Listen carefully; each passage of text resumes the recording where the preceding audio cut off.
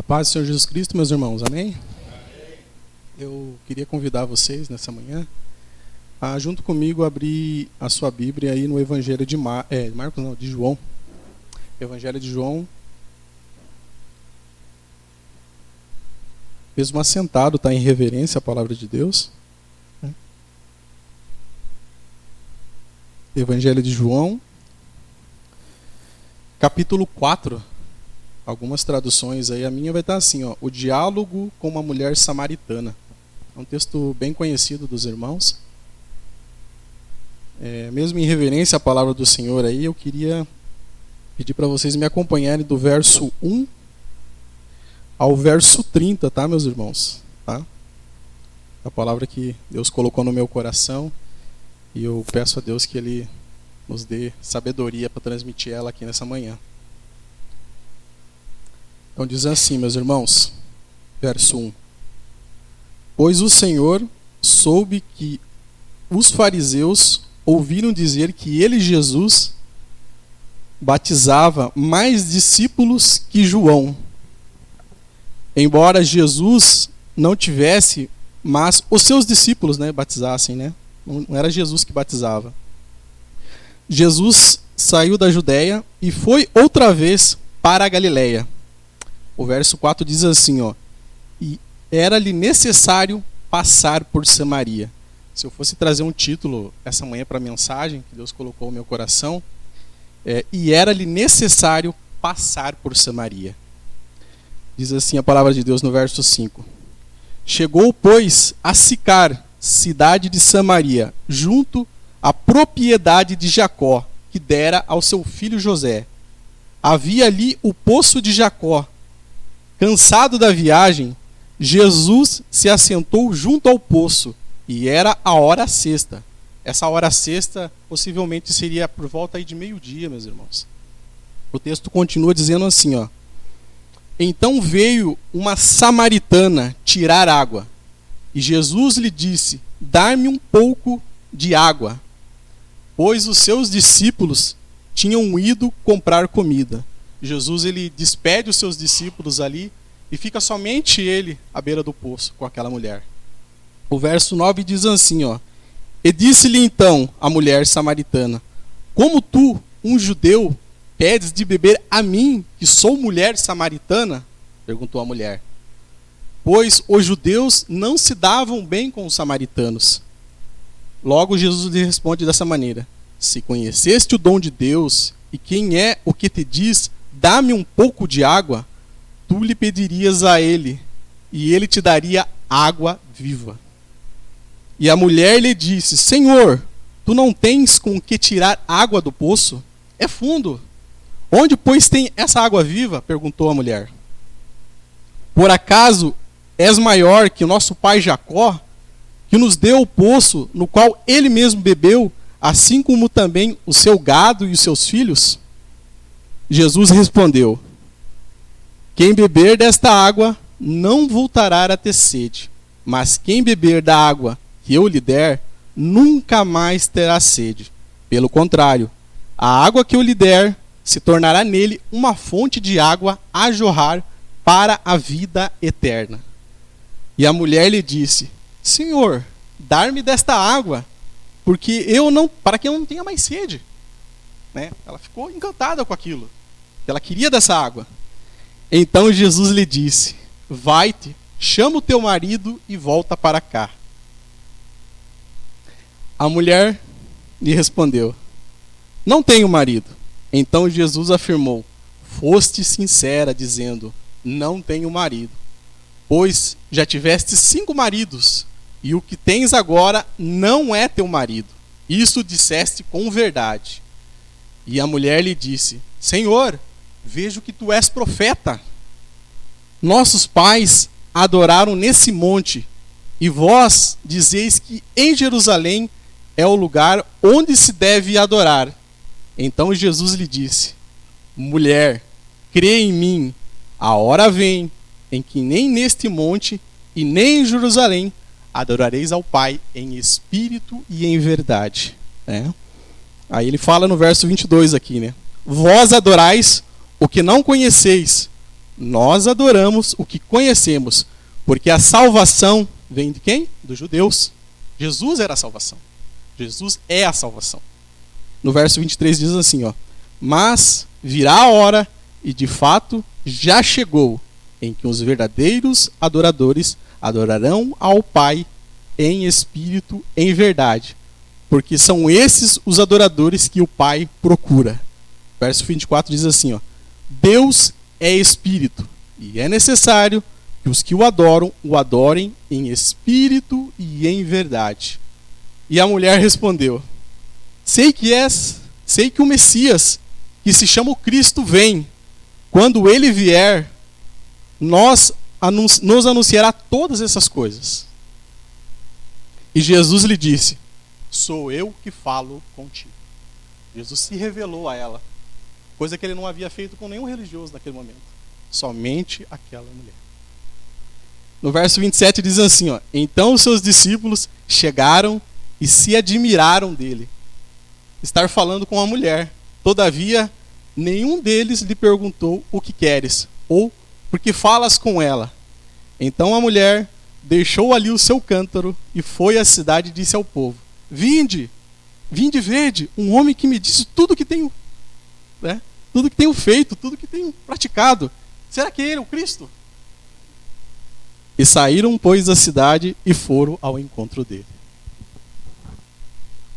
Abrindo sua cabeça aí, meu irmão. Vamos, meus irmãos, né? Vamos falar com Deus. Deus, o Senhor se faz presente, Pai. Nós já te adoramos com cânticos, com os louvores. O Senhor já tem ministrado os nossos corações desde o momento que adentramos a essa porta, Deus. Pai, nesse momento, Deus, eu me coloco na Tua presença primeiramente, pedindo perdão dos meus pecados, reconhecendo, Senhor, que eu sou dependente do Senhor nesse lugar, ó Pai. Pai, me dá direção, papai, me ilumina nesse momento, para que tudo que eu venha falar aqui, venha condizer, Senhor, com aquilo que o Senhor realmente quer transmitir à sua igreja, papai. É para a honra e glória de Jesus que eu já te peço e já te agradeço. Amém. Meus irmãos, quando o irmão ia convidar eu para trazer essa palavra, eu já estava algumas semanas meditando nesse texto, né? Um tempo Deus vem falando comigo e eu pude passar um pouco para o papel aqui o que eu vou compartilhar com a igreja. Mas antes de a gente adentrar no texto, eu queria voltar um pouquinho no tempo, para a gente entender um pouquinho desse contexto que essa situação ocorre. Como a gente entende que os samaritanos não se davam bem com os judeus, a gente sabe que historicamente havia um confronto entre judeu e samaritano. Essa situação ela acontece lá atrás, na Velha Aliança ainda. Quando Salomão ele toma o reinado à frente ali, né? Davi vem a falecer e seu filho assume o trono. Salomão começa a instituir muitos impostos em cima do povo. E o povo sente aquele fardo, né? Para ter a bela vida que o rei tinha, de algum lugar esse dinheiro tinha que sair. E era do trabalho, do suor do povo. Então, com a morte de Salomão, começa uma grande divisão dentro do reino de Salomão ali. O que acontece? O povo já cansado, assim que o Roboão assume o reinado, ele vai pedir conselho. Mas Roboão, ele não fez como os outros reis. Os outros reis pediam conselhos aos mais velhos, aos mais sábios. Roboão não, quis fazer algo diferente, quis quebrar o protocolo, né? Achou que tinha que se consultar com os mais novos. E Roboão fez a pior escolha que ele poderia fazer para um rei. Ele causou uma grande divisão com o povo de Israel. E essa divisão fez levantar Jeroboão e dividiu as tribos. 10 tribos foram com Jeroboão, formando o reino do norte. E 2 tribos somente, a de Benjamim e a de Judá, permaneceram com Roboão. Então, com essa divisão, a gente vai ter reino do norte, né, que é o reino de Israel, e a gente tem um reino do sul, que é, né, o reino de Judá. Então, depois daí, meus irmãos, nada mais caminhou certo, né? A gente sabe do resto da história, né? Os irmãos aqui que participam das EBDs, e glória a Deus que o irmão João trouxe um estudo bem profundo falando sobre essas tribos pra gente aqui, a gente entende que nunca mais a coisa foi a mesma. Depois dessa divisão, o reino dividido não prevalece, né, meus irmãos? Assim como nós. Se a gente andar dividido, a obra não avança. E o interessante disso daqui, meus irmãos, que dentro desse processo, a gente sabe que o povo é levado para a Babilônia, né? O reino de Judá vai para a Babilônia. O reino do norte também vai preso para os assírios prendem também. Todos eles recebem uma certa punição pela desobediência. E depois disso nunca mais foi o mesmo, meus irmãos. Porque assim, quando a gente estudou aqui na série de sermão do irmão Rafael, que ele trouxe aqui sobre Neemias voltando para levantar ali, né, a Jerusalém, restaurar os muros que haviam sido derrubados. A cidade estava destruída, estava tudo derribada, né? Neemias foi usado por Deus. A gente teve essa série de mensagens aí muito edificante para a gente. Só que a gente vê que nesse processo, o reino de Judá, né, que foi preso lá para a Babilônia, e aí você tem Neemias sendo levantado por Deus para reconstruir isso. Ele sofreu algumas lutas para se levantar novamente. Por quê? Tinha ali Sambalate, Tobias, que o tempo todo tentavam oprimir, atrapalhar o levantamento ali de Jerusalém. E no meio desses que estavam oprimindo, já haviam os samaritanos ali, que também eram contra. Então, assim, historicamente, a gente vai pegar e perceber que depois dessa divisão, começou a haver uma contenda, uma divisão entre esses dois povos. Judeus e samaritanos, ambos de lados diferentes. E aí a divisão vai muito à frente, né? Você vai perceber aqui que, estudando um pouquinho do contexto, até para mais para conhecimento dos irmãos, que eu acho interessante a gente falar sobre isso, teve a construção do templo do Monte Gerizim. Os samaritanos, após serem rejeitados na construção do templo de Jerusalém no período pós-exílio, século 6, construíram o seu próprio templo, lá no Monte Gerizim, perto de Siquém. Esse templo rivalizava com o Jerusalém e foi uma grande fonte de conflito entre eles, tanto judeus e samaritanos, porque imagine se adoravam em Jerusalém e agora os samaritanos constroem o próprio templo para adorar lá no Monte Gerizim. Então ali já houve uma grande tensão sobre eles, uma grande racha sobre eles. E não para por aí. Às vezes você vai falar assim, mas essa situação só aconteceu por parte dos samaritanos. Negativo. Essa situação também acontece por parte dos judeus. Essa situação também acontece por parte dos samaritanos, que são atacados pelos judeus. No século 128 a.C., né, cerca de 128 anos antes de Cristo, o templo samaritano no Monte Gerizim foi destruído por um judeu chamado João Hircano. Isso aumentou mais a rivalidade entre eles, porque esse João Hircano, ele destruiu o lugar de adoração dos samaritanos. Então, assim, quando Jesus ele aparece ali no Novo Testamento, que a gente vê Jesus começando o seu ministério na terra, e ele vai até Jerusalém, já haviam aproximadamente 700 a 750 anos dessa rixa. Segundo a maioria dos teólogos, eles são quase unânimes assim, em afirmar que era 700 a 750 anos dessa rixa entre esses dois povos. Mas por que eu escolhi esse texto para falar para vocês essa manhã? Eu quero convidar vocês aí com a Bíblia de vocês aberta, para a gente caminhar pelo texto, né, que a gente leu aqui, para a gente explanar um pouquinho a palavra de Deus. Eu vou pegar aqui, os 3 primeiros versículos aqui, diz assim, Quando, pois, o Senhor soube que os fariseus ouviram dizer que ele, Jesus, fazia e batizava mais discípulos que João, embora Jesus mesmo não batizasse, mas os seus discípulos, saiu da Judéia e foi outra vez para a Galileia. A primeira lição que eu consigo extrair desses 3 primeiros versículos é assim,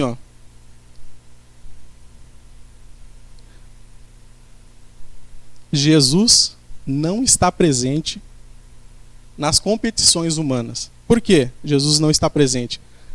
Porque é óbvio aqui que os fariseus eles estavam querendo colocar aquela competitividade entre Jesus e João Batista, ambos os ministérios, fazendo comparações. né? É claro que o tempo todo eles tentam provar Jesus, o tempo todo eles tentam procurar defeitos em Jesus para o condenar. Então Jesus, ele tinha muitas coisas importantes para fazer, ele não estava preocupado com isso. Se o ministério dele era maior, se ele batizava mais, se ele pregava mais, se a igreja dele era maior. A lição que fica claro para a gente, quando a gente fala de obra de Deus, de reino de Deus, é que onde há competições humanas, Deus não está nesse negócio. Aonde eu começo a competir, olha, nossa igreja é maior, veja quantos membros tenho, olha quantas almas alcançamos, Deus não está nesse negócio. Sabe por quê? Jesus está presente naquilo e glorifica o Pai. A primeira lição que eu consigo extrair do texto, eu quero pedir para vocês continuarem comigo, aqui no verso 4, ó. Ele era necessário passar por Samaria. Existem caminhos que precisamos percorrer só assim para fazer a vontade de Deus. Por quê? Não era mais fácil Jesus ter percorrido outro caminho? Porque o natural daquela época, o que era? Não passar por Samaria. Nenhum judeu, nenhum rabino, nenhum mestre que queria ter uma boa reputação, né, pomposo, né, ia passar por Samaria. Lá tinha samaritano impuro, sujo, né? Pessoas que se afastaram de Deus, que não guardavam a sua lei, segundo a mentalidade deles, né? Porque tem muita divisão, meus irmãos, quando você olha samaritano e judeu. Uma delas que é bem interessante, quando a gente fala de judeu e samaritano, é que o samaritano, ele só tinha a Torá como livro. Já o judeu, ele tinha a Torá e os profetas e outros inscritos. Então, assim, a diferença era enorme em questão de visão desse povo. Em questão de adoração, a mulher vai questionar Jesus sobre o verdadeiro lugar de adorar, porque Jesus começa a esclarecer aquela mulher. Haviam muitas dúvidas, embora depois ele confronta ela, haviam muitas dúvidas no coração dela. Então a lição que fica é que Jesus não precisava passar por ali. Mas a mensagem que Deus colocou no meu coração é que lhe era necessário passar por ali. Porque era a vontade de quem? Era a vontade do Pai. A lição que fica para mim, meus irmãos, que Deus ministra ao meu coração, que existe caminho que é necessário nós passarmos. Há caminhos que eu não vou conseguir alcançar pessoas para Jesus. Há caminhos que o irmão João Batista não vai conseguir, que o pastor Chico não vai conseguir, mas que Deus incumbiu a você. Talvez a gente reluta. Ah, mas por que eu vou até esse lugar? Né? Eu, crente, ia até lá. Mas se Deus te chamou, confia. Apenas creia. Confia. Se Deus te chamou, vai. Não fala não. Não fica relutando. Porque às vezes Deus nos chama para ir para falar com uma pessoa que a gente não fala há anos, sabe? Um amigo, talvez, que você teve antes de você se converter. E você fala, eu vou voltar lá. Ele não vai entender o que eu quero dizer para ele. Ele não vai... Mas Deus vai dar a palavra para você. Sabe? Foi tão maravilhoso ver as irmãs ontem fazendo esse trabalho de sair e convidar as pessoas para ouvir a mensagem da salvação, falando de Jesus, orando pelas pessoas. Mas, meus irmãos, elas foram, sabe por quê? Porque Deus estava com elas. Quando você se prontifica a sair do lugar e ir, Deus está com você. Porque o desejo de Deus é salvar. Deus ainda salva. Ou será que a gente está duvidando disso? Porque quando a gente começa a ricochetear, a lutar, a gente está se questionando. E Deus não opera nos nossos questionamentos. Pelo contrário, Ele esclarece. Todas as nossas dúvidas Deus vai esclarecendo. Então há caminhos que a gente precisa percorrer. Há caminhos que eu não vou poder alcançar pessoas, mas você pode. Então vá, seja ousado, seja fervoroso. Creia que Deus está com você. Ele vai te sustentar. A palavra fala que o Espírito Santo vai te fazer lembrar o que falar. Amém? Continuando, é até engraçado, né? Gênesis capítulo 48, verso 22, diz assim, ó: além disso, dei um pedaço de terra mais do que aos teus irmãos, que tomei da mão dos amorreus, com minha espada e com meu arco. Jacó, lá na velha aliança, né? Ele toma aquelas terras ali, e depois vai se tornar o lugar onde Jesus vai encontrar a samaritana. né? Por isso que eu falei, Deus tem todas as peças dos nossos quebra-cabeça, sabe? Todos aqueles quebra-cabeça que você tem em dúvida, Deus já tem as peças preparadas. E lá atrás, Deus já preparou essa situação para Jacó, o Israel de Deus, né? Ele abençoar ali o seu filho José com aquele poço. E o famoso poço de Jacó é o poço onde Jesus vem encontrar essa mulher na nova aliança. Então assim, meus irmãos, Deus tem todas as peças do quebra-cabeça na sua mão. Talvez você ainda não encontrou resposta, talvez você não entendeu ainda, mas Ele já preparou situações, Ele já preparou lugares, até mesmo para você falar do nome dEle. Só que você ainda não entendeu esse feeling, não pegou ainda. Continuando aqui, meus irmãos, dizem assim, ó, no verso 8: pois seus discípulos tinham ido à cidade comprar comida. Todos nós precisamos de um particular com Deus. Você acha que é à toa que Jesus despediu os discípulos dele ali, só para conversar com a mulher? Você já parou para pensar quanto preconceito havia no coração daqueles homens de conversar com aquela mulher? Será que se aqueles homens estivessem ali, a mensagem ia ser tão assertiva ao coração daquela mulher? Será que ele poderia ter tido até mesmo aquele encontro com ela?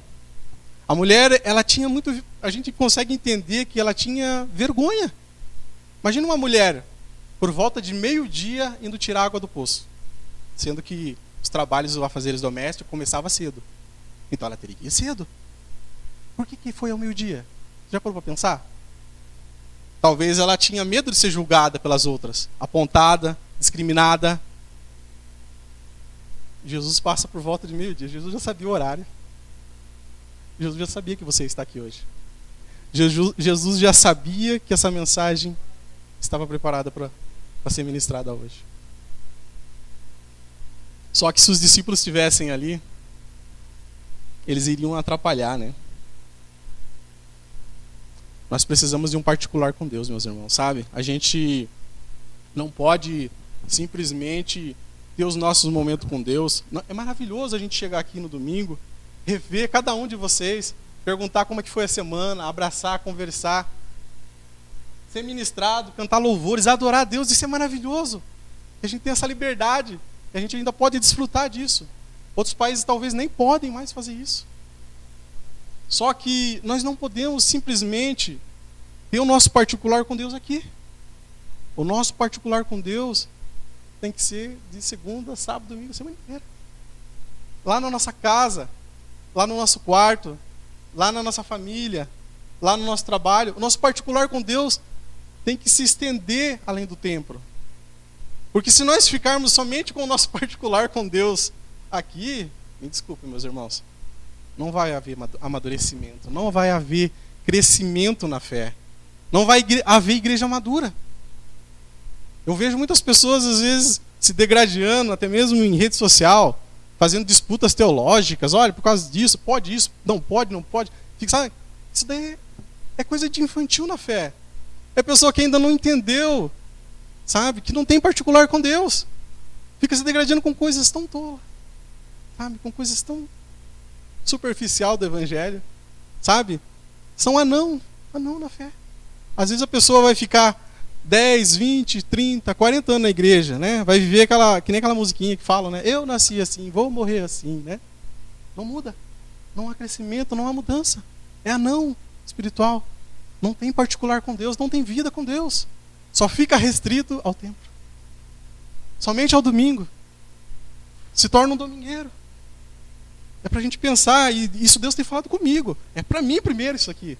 É pra mim, Marcos. Eu tenho que praticar isso. A mensagem veio para mim, no meu particular.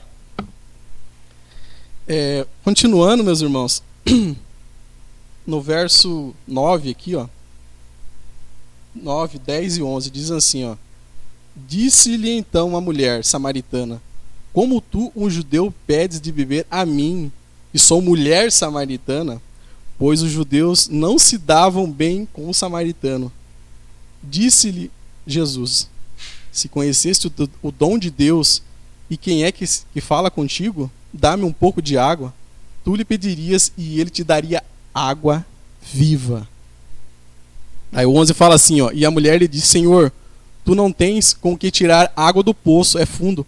Onde, pois, tem essa água viva? Ela pergunta para ele, ela fica curiosa. Que revolucionário isso que ele falou para mim. Essa água, de onde é essa água? Ela se questiona. Deixa eu só. Água viva, meus irmãos. O profeta Jeremias, ele fala algo muito legal, né? Só assim para a gente pensar um pouquinho. Será que nós temos bebido dessa água realmente? Primeira pergunta que eu me faço.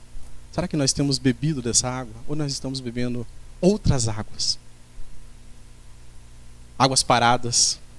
Águas que não levam ao trono de Deus. Águas que não transformam. Águas que não curam. Águas que não há salvação. Jeremias fala algo muito legal lá em Jeremias capítulo 2, verso 3. Ele diz assim, ó, o meu povo cometeu 2 erros. Abandonar-me, que sou a fonte de água viva, e cavaram para si cisternas e rotas que não retêm água. Muitas pessoas estão cavando cisterna.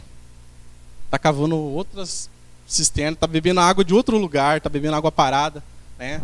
Está bebendo lá, né, semana inteira, Facebook, Instagram, YouTube, TikTok. Aí chega no domingo, nossa, parece que está frio a igreja. Parece que eu não senti a presença de Jesus aqui. É claro. Fica a semana inteira bebendo de outras fontes. Bebendo um monte de coisa que não agrega, sabe? Gastando seu tempo com coisas, né? Procurando outra cisterna. Bebendo muita água parada. Água suja. Mas deixando de beber a verdadeira água, né? Jesus é a água viva que nós precisamos. Jesus é a água que nós precisamos. Águas que curam, águas que limpam, águas que transformam. É. A palavra também é tida como água. E quando nós lemos a palavra aqui, ela nos lava. Somos lavados pela palavra. Se você bebe da palavra, se você medita na palavra, se você lê a palavra, você vai sendo lavado, você vai sendo purificado, você vai sendo santificado. Porque a sua mente começa a se tornar uma nova mente. Você é transformado pelo seu entendimento. Agora, se você ocupa a sua cabeça com outras águas, me desculpe, meus irmãos, você está bebendo água parada. Você está bebendo água suja. Água que não transforma. Águas que não traz vida.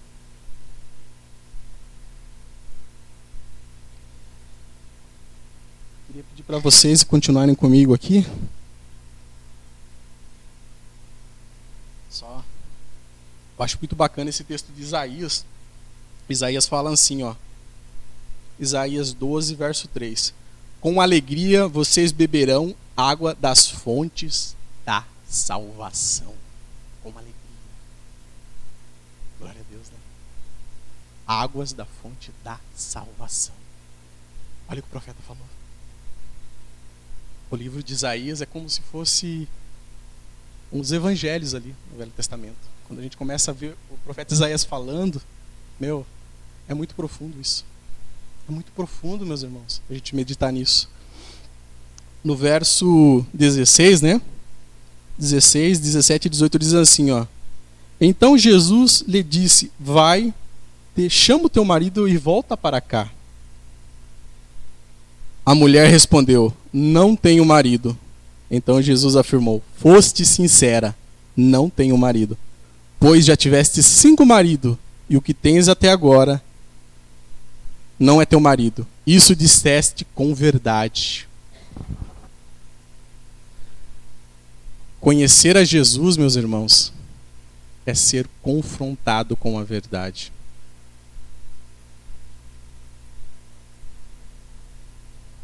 Você já orou para Jesus confrontar você com a verdade?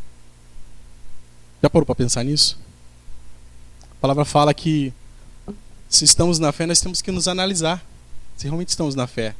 Mas você já orou alguma vez nas suas orações e falou, Senhor, me confronta com a verdade. Se realmente eu estou fazendo a tua vontade. Porque há momentos na nossa caminhada, meus irmãos, que nós somos falhos. Nós somos errantes, somos pecadores. O tempo todo o nosso coração ele se inclina para o mal. Se a gente não estiver meditando na palavra, não buscar o Senhor de todo o coração,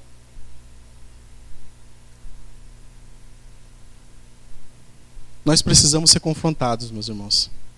Eu louvo a Deus quando a gente vem aqui à igreja, e se você não tem tido essa experiência, peça para Deus. Misericórdia até se isso não está acontecendo com você. Mas quando você vem aqui, a palavra vem e ela te confronta. Fique feliz quando a palavra te confrontar. É sinal que Deus está cuidando de você, que Deus está zelando de você. Agora, se isso não acontece com você, comece a pedir para Deus: Senhor, me confronta. Eu quero fazer a tua vontade. Eu quero ser confrontado para ser curado, para ser sarado, para ser limpo, para ser liberto. Porque às vezes a gente fica tantos anos na igreja e vamos pegando tantas mazelas, sabe? A vida cotidiana da igreja nos torna tão religiosos, tão preconceituosos, né? A gente viu a situação aqui da mulher samaritana, uma coisa tão religiosa por parte dos judeus, não querer ir até aquele povo anunciar o evangelho. E às vezes nós nos enchemos de tantos preconceitos. Quando talvez até chega um visitante, às vezes, aqui eu creio que isso não acontece, eu não vejo isso aqui. Eu creio que isso não é para nós, mas eu medito nisso. Eu já participei de lugares que eu vi a pessoa chegar ali, parece que a igreja inclinava de um lado da pessoa. Nós temos que ir ao encontro do visitante. Seja bem-vindo, dá um abraço. Mas não fingido, não forçado. Porque às vezes tem pessoas que não gostam de abraço, a gente sabe disso. Mas vá na simplicidade do evangelho. Sabe? Acolha as pessoas. Sejamos acolhedores, eu creio nisso, a nossa igreja é acolhedora. Eu fico muito feliz com isso. Sabe? Desde que eu cheguei na IPI em 2015, eu me senti tão bem acolhido, sabe? E é por isso que eu estou até hoje aqui. Sabe? Eu lembro em 2015, quando eu entrei pela porta da IPI lá em São Paulo, interior de São Paulo, a igreja estava fazendo um centenário de 100 anos. Como eu fui tão bem recepcionado, como aquilo foi tão marcante para mim, sabe? Eu vinha lutando ali, para que ministério que eu vou, eu estava passando por uma situação de mudar, de voltar para São Paulo, eu não tinha lugar para congregar. Sabe, aquelas senhoras, aqueles senhores ali, me abraçaram, mas com tanto amor de Jesus, sabe? Eu me senti tão acolhido, eu falei, é aqui que eu quero ficar, Jesus. É aqui que eu quero avançar com o teu reino. Sabe, isso faz tanta diferença, meus irmãos. Sabe, a gente não pode perder isso, essa essência. Sabe, de se sentir acolhido. Sabe, de se sentir cuidado, de querer caminhar junto na fé. A gente não pode perder isso. João, eu acho muito legal isso lá. João capítulo 15, verso 1 diz assim, ó: eu sou a videira verdadeira e meu pai o agricultor. Eu estava meditando dentro desse contexto aqui, de sermos confrontados, que precisamos ser confrontados. Isso é evangelho. Não existe evangelho sem confronto. Não, esqueça. Tá? Sem confronto não existe evangelho. Se a gente quer uma religião só de paz e amor, isso não é evangelho. Isso não é evangelho. Eu sou a videira verdadeira e meu pai é agricultor. Eu tive a oportunidade no interior de São Paulo, ainda na minha adolescência, de trabalhar em lavoura, de colher uva. Então lá, o que eu aprendi? Que eu tinha que, quando a parreira é formada, né, eu tinha que vir com a tesourinha. Eu acho que alguém aqui já teve, talvez se algum aqui for agricultor vai entender o que eu estou falando. Não sei se todos são, ou já tiveram essa experiência. Mas a gente vinha por baixo da parreira, antes da uva ser formada ali, a gente pegava a tesourinha e cortava, rodava ali. E os brotos eles começam a sair, e aqueles brotos eles quando começam a sair na parreira, eles começam a atrapalhar o desenvolvimento da fruta. Vai sair aquele fruto bonito, né? Doce da uva, né? Ver ali. E eu medito muito nesse texto. Quando eu olho esse texto assim, Jesus falando de agricultura, falando que o Pai é o agricultor, Deus é o agricultor.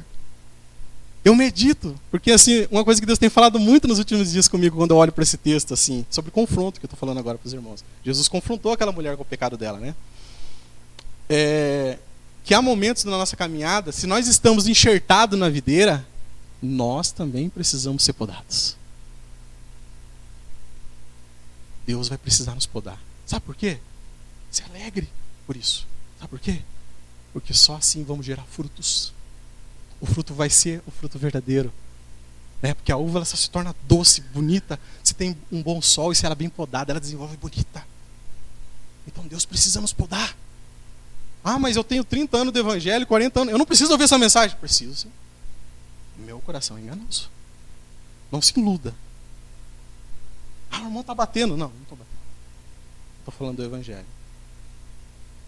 Eu estou falando, se você estiver na videira verdadeira, glória a Deus por isso, eu me alegro muito nisso. Há momentos que o pai, que é o agricultor, ele vai nos podar. E as podas, às vezes, pode ser todas as áreas. Ah, minha área financeira diminuiu, mas aquele emprego que eu ganhava tão bem, eu estava numa posição tão boa. Ah, tem que podar você. Porque senão você não vai desenvolver, você não vai crescer, você não vai dar fruto. Você talvez não vai nem permanecer na fé se eu não podar você. Eu preciso podar você. Senhor, mas eu pedi isso para o Senhor, eu pedi aquele emprego, não aconteceu. Eu fiz um concurso, eu prestei um concurso, que não aconteceu, Senhor. Aceita a poda de Jesus. Ela é muito boa para a nossa vida. Aceite ser podado por Ele. Aceite ser confrontado com Ele no Evangelho. É tão bom isso. Saber que Deus cuida de nós e que se nós estamos enxertados na videira, nós vamos frutificar. E esses frutos vão ser frutos de arrependimento para a glória de Deus Pai. Continuando no texto, meus irmãos. A verdade nos confronta, né? Temos que ser confrontados. Não tem como, meus irmãos, caminhar na vida cristã sem sermos confrontados. O verso 19 diz assim, ó. 19 ao 24, né? E a mulher lhe disse: vejo que és profeta. Nossos pais adoraram neste monte, e vós dizeis que em Jerusalém, Jerusalém, olha eu travando. Jerusalém. Eu preciso beber uma água, estou com a garganta seca. Perdoe meu. Jerusalém, né, meus irmãos? É o lugar que se deve adorar. Então Jesus lhe disse: mulher, crê em mim, e a hora vem em que nem neste monte, nem em Jerusalém adorareis ao Pai. Vós adorais o que não conheceis, nós adoramos o que conhecemos, porque a salvação vem dos judeus. Mas virá a hora, e de fato chegou, em que os verdadeiros adoradores adorarão ao Pai em espírito e em verdade, porque esses são os adoradores que o Pai procuram. Quando o irmão ministrava aqui no louvor, achei muito legal.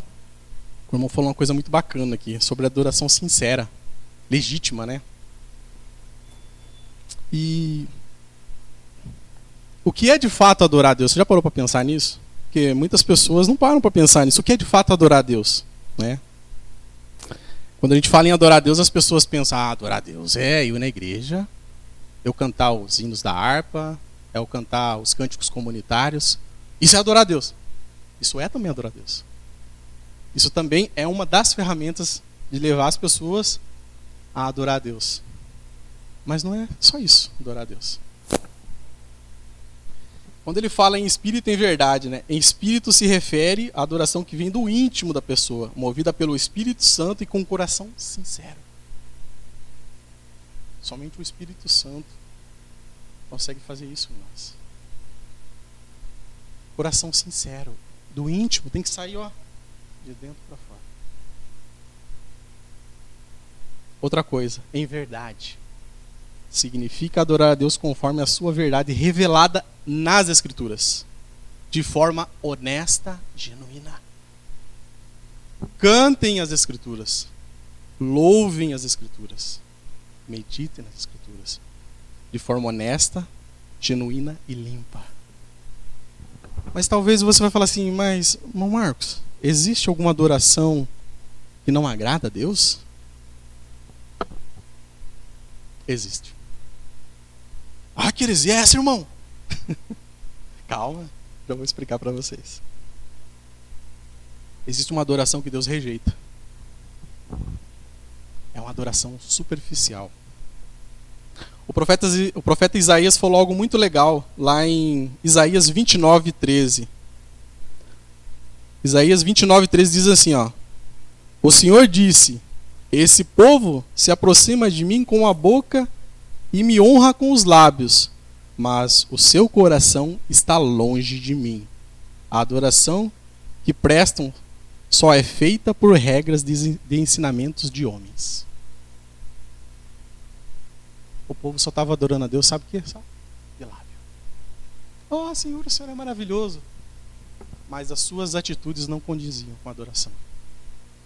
A verdadeira adoração, ela vai da nossa prática diária. O tempo que eu separo para ler as Escrituras, o tempo que eu separo para louvar, para orar, isso tem a ver com adoração também. Como eu trato o meu próximo, isso também tem a ver com adoração. Esse tipo de adoração de eu só cantar aqui e não viver lá fora, misericórdia, né, meus irmãos? Isso é adoração superficial e Deus rejeita esse tipo de oração. Deus não se alegra disso. Isso não é oração genuína. Se eu só vim aqui no domingo e cantar belos cânticos, mas não sair daqui e não praticar aqueles belos cânticos que eu canto, isso não é adoração genuína, isso é adoração superficial. Ah, mas irmão, e se eu andar com uma camiseta? Nada contra, tá, meus irmãos? Acontece muito, é legal isso. Contexto bíblico, ministério de adoração. Legal? Bacana. É um marketing, isso é um marketing pessoal. Bacana. Mas não é só isso. É muito superficial. As pessoas têm que ver em mim um verdadeiro adorador. Em mim, nas minhas atitudes. Deus não precisa de adoração superficial. Esse tipo de adoração, Deus rejeita. Já concluindo, meus irmãos, já estamos caminhando para o final, tá? No verso 24, 25 e 26, eu acho muito legal isso. 25 e 26. E a mulher respondeu: eu sei que o Messias, que se chama Cristo, vem. Quando ele vier, nos anunciará todas as coisas. E Jesus lhe disse: sou eu, este que fala contigo. Deus se revela a homens e mulheres pecadoras. Deus se revela a pecadores, porque todos somos. E glória a Deus por isso que Ele se revela a nós. Que Ele se revelou a você que você está aí. Você está aqui hoje, eu estou aqui, sabe por quê? Que em um momento da nossa trajetória, Ele falou: ó, você é meu. Eu sou o teu Senhor. Você já parou para pensar? Jesus poderia ter se revelado no primeiro momento, lá, nas bodas de Caná. Ele fez água virar vinho lá, todo mundo ficou encantado. E Maria falou: ó, se revela, fala quem é você. Mulher, não é chegada a minha hora. Sabe por quê? Se Jesus tivesse se revelado àqueles homens, aqueles religiosos, aquelas pessoas ali, sabe o que ia acontecer? Ele ia antecipar a sua morte. Eles iriam matar Jesus por heresia. Eles iriam apedrejar ele, eles iriam buscar ele e culminar com a vida dele. Mas Jesus, o ministério de Jesus tinha que durar esses 3 anos e meio. Ele teria que caminhar pela terra, ele teria que formar os seus discípulos, ele teria que deixar o legado, ele teria que deixar o evangelho, os seus ensinamentos. Então Jesus falou: não, eu vou lá me revelar para aquela pecadora, que ninguém quer ela. Aquela que todos excluíram da religião, aquela que não tem lugar no templo, que não pode falar no templo. A mulher não falava no templo. Né? Contexto cultural, briga, todos com pensamentos diferentes. Né? O judeu talvez olhava assim: ah, samaritano, isso é uma seita. Esses caras não conhecem a Deus, não. Por quê? Por que eu vou lá? Eu vou cortar a volta para outro caminho. O caminho é mais longo, mas eu vou cortar a volta para outro caminho. Não vou passar por Samaria, não. Quem passa por lá é impuro, é sujo, é imundo. Misericórdia falar, mas o imundo, sabe o que é o imundo para o judeu? É um porco. É como ele olhava o samaritano. Tamanho preconceito. E Jesus não foi lá no templo. Claro que ele vai depois. Ele vai confrontar os caras e ele vai falar quem é ele. E a gente sabe o final da história. Aquilo aconteceu, ele foi crucificado, ele morreu. E os religiosos queriam isso mesmo. E Jesus atrapalhava o negócio deles. Jesus foi até uma pecadora. Deus se revela a pecadores. Eu e você. E glória a Deus por isso, que Ele olhou para nós. Já fechando, meus irmãos, caminhando para o fim. Está aqui, ó, verso 28. 28, 29 e 30. Então a mulher deixou ali o seu cântaro, foi à cidade e disse ao povo: vinde e vede o homem que me disse tudo o que tenho feito. Será ele o Cristo? Saíram, pois, à cidade e foram ao encontro dele. Sabe a lição que eu tiro daqui, meus irmãos? A verdadeira lição Somente quem teve um verdadeiro encontro com Cristo tem desejo, anseio de compartilhar rapidamente a mensagem da salvação. Você tem tido esse anseio? Você tem tido esse desejo de compartilhar a mensagem da salvação? Eu me pergunto se eu tinha. Eu luto com isso. Eu falo, Senhor, me dá ousadia, me dá desejo, me dá amor para falar disso que eu recebi. Porque quando você recebe algo e você entende isso, aquilo desce, ó, na mente, desce no coração. Quando aquilo desce para dentro de você, aquilo vai gerar algo que você vai querer compartilhar. Sabe, eu vejo muitas pessoas, eu tenho amigos meus assim de rede social, e que eu não vejo há muito tempo lá dentro de São Paulo. E eles ficam de vez em quando lá, vê um Reels lá no Instagram, compartilha comigo. Uma piada, um comentário, o cara compartilha comigo ali, né? Aí eu fico me perguntando, assim como cristão, será que eu tenho compartilhado realmente aquilo que interessa para o reino de Deus? Às vezes é tão fácil a gente entrar numa rede social e ficar compartilhando. Olha que vídeo legal, olha que testemunho bonito, olha que louvor maravilhoso. Mas não é só isso. Vocês estão entendendo o que eu quero dizer, né? A mulher, ela entendeu a mensagem. Aquilo encheu o coração dela e ela correu anunciar a mensagem. E eu me pergunto assim, a pergunta que nós devemos nos fazer, se nós entendemos a mensagem, se a mensagem desceu ao coração, o que nos impede de correr anunciar? O que está impedindo eu de correr anunciar? Por quê? Meus irmãos, somente, olha, guarde isso no seu coração, somente quem teve um verdadeiro encontro com Jesus entendeu a mensagem e vai levar ela.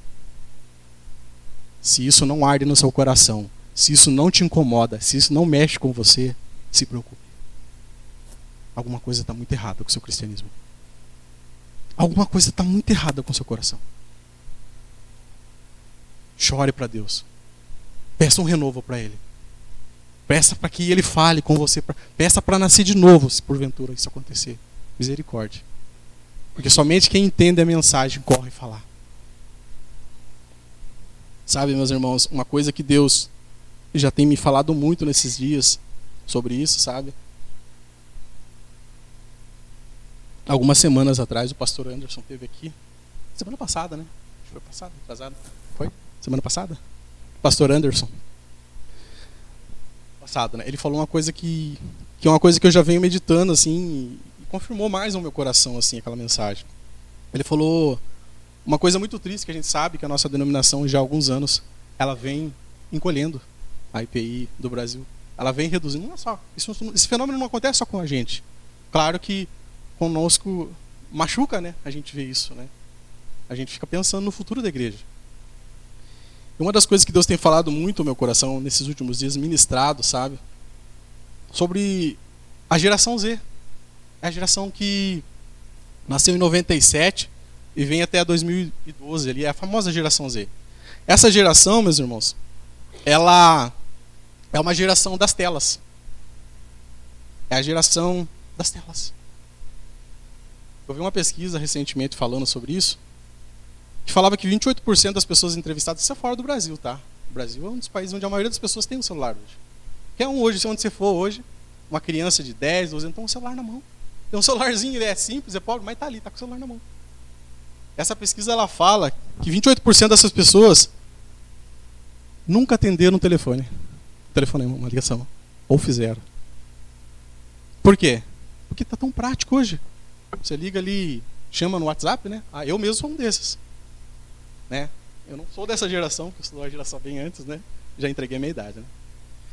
E a gente chama ali, eu chamo a minha mãe pelo WhatsApp, eu quero ver ela, eu quero falar com ela. Ou mando um áudio pro meu pai, converso ali. Dificilmente eu ligo. É prático, é simples. Essa é a geração Z também. A geração Z não liga mais. Mas por que eu estou falando disso mesmo? Porque eu estou falando de, né, outro desafio para pastores, para líderes, para ministros de louvor, para pregadores. A semana inteira a geração Z fica vendo vídeo na internet. Vídeo de 30 minutos, 1 minuto e meio. São reels, né? TikTok. Um vídeo curto. Aí o cérebro, o que vai acontecendo com o cérebro? Vai acostumando, vai se habituando a vídeos curtos. Coisa rápida. Aí quando o pregador chega no domingo aqui, Se não for o Espírito Santo de Deus, se não for a graça de Deus, falando aqui 45 minutos, 30 minutos, 1 hora, a pessoa já está desmotivada, já quer levantar e já quer ir embora. Eu não aguento mais ouvir esse cara falar. Sabe por quê, meus irmãos? A gente precisa aprender a falar a linguagem dessa geração. Senão nós não vamos alcançar essa geração. Nós não vamos crescer como igreja.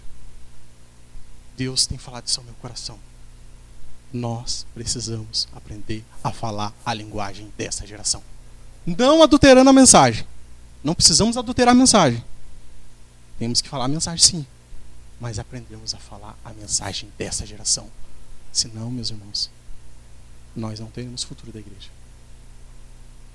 É essa mensagem que Deus tem falado no meu coração. Se eu entendi a mensagem, essa mensagem está no meu coração, eu tenho que me preparar. Eu tenho que ir anunciar e me preparar para anunciar a mensagem para esses. Porque senão, nós vamos perder essa geração. Para a gente meditar, meus irmãos. Eu louvo a Deus por essa palavra, sabe? Deus me confrontou muito com essa palavra, me fez pensar muito, sabe? O louvor estava ali, tocou muito. O louvor falou muito comigo de algumas coisas bem particulares, sabe? Quando a gente fala de geração, eu fico muito alegre quando eu vejo jovens na igreja, sabe? Porque a gente sabe que é tão difícil hoje o jovem permanecer na igreja. Tem tantos outros caminhos lá fora sendo oferecido. Então Deus está desafiando a gente. Deus está desafiando a mim, a você, a aprendermos a falar a linguagem dessas gerações. Jesus, ele não isentou ir por aquele caminho. Ele falou, não, é necessário passar por ele. Porque ele tem pessoas que eu quero salvar. Deus quer salvar essa geração. Mas é necessário que nós passemos por esse caminho. Que nós conheçamos esse caminho. Que nós vamos até eles. Amém, meus irmãos? Eu agradeço a oportunidade em nome de Jesus.